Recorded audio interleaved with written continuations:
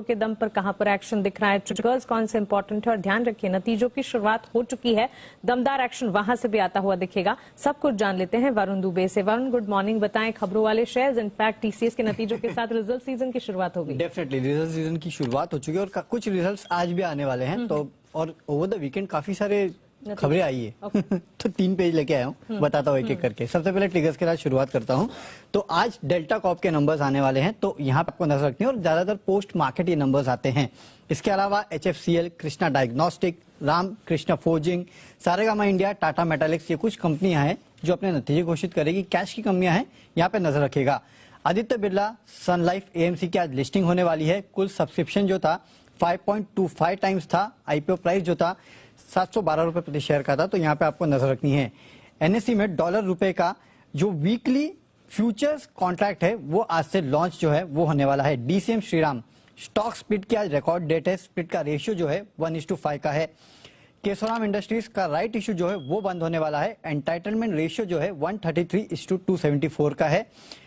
इसके अलावा issue price जो है 50 रुपए प्रति शेयर का था। RPP इंफ्रा प्रोजेक्ट्स 48 करोड़ का जो राइट इशू है वो आज बंद होगा। इशू का प्राइस जो है 30 रुपए प्रति शेयर का था और एंटाइटलमेंट रेशियो जो है 3:5 का था। TCS के नतीजे ओवरऑल थोड़े मिले जुले हैं। डॉलर रेवेन्यू जो है वो अनुमान से थोड़ी कम है।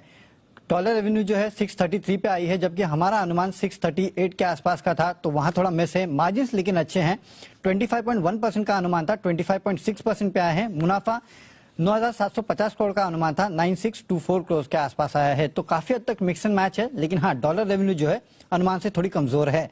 रिलायंस इंडस्ट्रीज और SW सोलार इन दो काउंटर्स पे नजर रखिएगा, क्योंकि SW सोलार में रिलायंस इंडस्ट्रीज की subsidiary Reliance new energy solar limited 40% हिस्सा जो है वो खरीद रही है। प्रेफरेंशियल इशू और इक्विटी और ओपन ऑफर के जरिए ये खरीदारी जो है वो की जा रही है।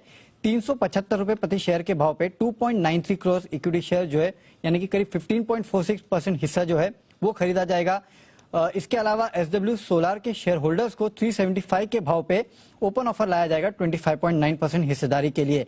तो इसके चलते आपको आज SW सोलार पे नजर रखनी है। रिलायंस इंडस्ट्रीज पे तो खास नजर रखिएगा, क्योंकि SW सोलार का अधिग्रहण के साथ साथ और एक खबर है कि subsidiary Reliance new energy solar limited ने REC सोलार होल्डिंग का अधिग्रहण किया है। करीब 77.1 करोड़ डॉलर की एंटरप्राइज वैल्यू जो है उस पर यह अधिग्रहण किया गया है। अब चलते हैं अगली खबर, जो कि वोकार्ड की खबर। हमने आपको जैसे कि एक्सक्लूसिव खबर बताई थी कि 10% के आसपास का हिस्सा जो है ये कंपनी सीरम इंस्टीट्यूट को बेच सकती है। फिलहाल इनिशियल स्टेज में डिस्कशन है। वोकार्ड ने कहा है कि कंपनी लगातार फंड जुटाने का विकल्प तलाशती रहती है और मीडिया में जो खबरें छपी है वो फिलहाल इनिशियल स्टेज में है, यानी कि इन्होंने हमारी खबर का ऑलमोस्ट कहीं ना कहीं सही ठहराया है और कहा है कि हाँ इनिशियल स्टेज में है, अगर फाइनल स्टेज हो जाता है तो ये उसके बारे में पूरी तरह से डिस्क्लोजर देंगे। वही एयरलाइन स्टॉक्स खासकर टाटा ग्रुप पे नजर रखेगा, क्योंकि टाटा सन्स के हाथ में एयर इंडिया की कमान जो है वो अब आ चुकी है। टाटा सन्स ने एयर इंडिया के लिए सबसे ज्यादा बोली लगा के इसको जीत लिया है और टाटा सन्स ने करीब 18,000 करोड़ के आसपास की बोली जो है वो जीती है। तो इसके चलते जितने भी टाटा ग्रुप स्टॉक्स है और एयरलाइन स्टॉक्स है ना, वहां पे आपको नजर रखनी है। इसके अलावा टाटा मोटर्स पे नजर रखेगा, क्योंकि JLR ने अपने Q2 का अपडेट दिया है। कुल रिटेल बिक्री जो है उसमें करीब 18.4% के आसपास की गिरावट देखने मिली है। वही इक्विटा स्मॉल फाइनेंस बैंक, इस कंपनी ने भी अपना Q2 का बिजनेस अपडेट दिया है। ग्रॉस एडवांस में 6% की बढ़त, डिसबर्समेंट में 148% के आसपास की बढ़ोतरी देखने मिली। कासा रेशियो जो है 25% से बढ़ के करीब 45% पे आया है।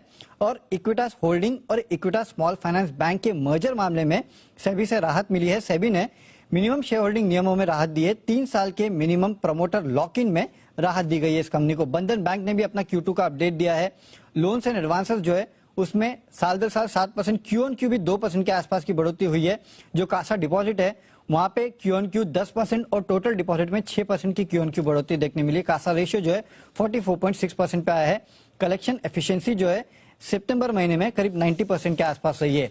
और सबसे आखिरी में लेकिन काफी इंपॉर्टेंट है और वो है पावर स्टॉक्स। यहाँ पे आपको नजर रखनी है, क्योंकि देश के कई राज्यों में पावर का जो उत्पादन है उसमें कमी आई है। कोयला स्टॉक की कमी के चलते पावर प्लांट्स जो है उनमें उत्पादन घटाया है। कई प्लांट्स में केवल 2 से 4 दिन के आसपास का कोयला का जो स्टॉक है वो उपलब्ध है और कई राज्यों में कुछ पावर प्लांट जो है उनको बंद भी किया गया है। हालांकि केंद्र ऊर्जा मंत्री RK सिंह ने बिजली कंपनियों के साथ समीक्षा बैठक की है और देश में कोयला का कोई भी संकट नहीं है, इस तरह का बयान आया है। बिजली की मांग के लिए पर्याप्त कोयला जो है वो मौजूद है, इनका कहना है। कोल इंडिया के पास करीब 4.3 करोड़ टन कोयला जो है उसका पर्याप्त भंडार जो है वो उपलब्ध है। ये इस तरह के बयान जो है वो कोयला मंत्रालय की तरफ से आए हैं, लेकिन इसके बावजूद आज आपको जितने भी कोल इंडिया और साथ साथ पावर स्टॉक जो है वहां पे खास नजर रखनी होगी। बिल्कुल वरुण, सही कहा आपने। खबरें तो ढेर सारी वीकेंड पर आती हुई दिखी, एक लंबी लिस्ट है और ऑफ कोर्स अगर ये लंबी लिस्ट है तो उस पर स्टॉक स्पेसिफिक एक्शन भी यहाँ पर बिल्कुल देखने को मिलेगा। इस पर जरूर नजर रखिएगा।